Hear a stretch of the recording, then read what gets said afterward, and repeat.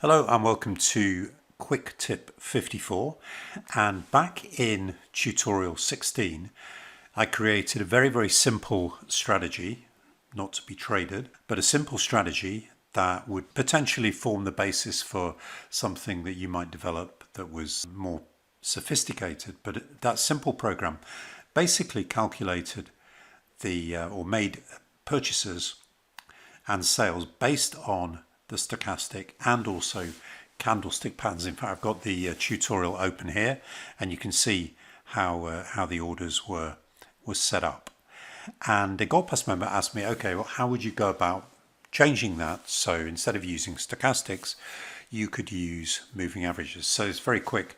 Just look at that. And basically, I took the tutorial 16, and what I've done, left all the original programming there, but just created a few additional inputs. One of them was stock or av. So what I've decided to do is just leave the stochastic functionality there, but also you put in some moving average functionality. And what I've done is, if that is set to 1, we use stochastic. If it's set to 0, we use the moving average.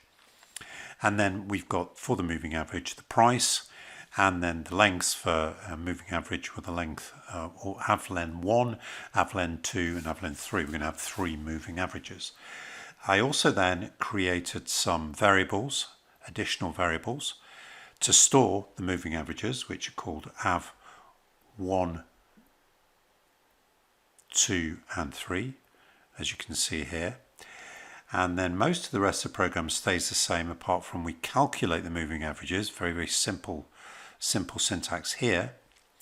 And then the only thing that I really changed apart from that, or the only thing I changed apart from that, is instead of just using the stochastic, what I did, I said if those same conditions that we had in the original program were proved to be true, and stock or av equals 1, or stock or av equals 0, and these are the conditions that the Gold Pass member wanted to include: av2 greater than av1, av3 greater than av2, and then the same condition about the candlestick patterns, and if that was the case, then we'd buy, and then very similarly for the sell.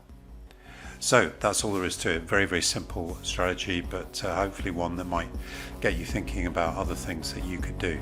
So please subscribe to markplex.com, and also to, if you're watching this on YouTube, to this YouTube channel. Thank you very much.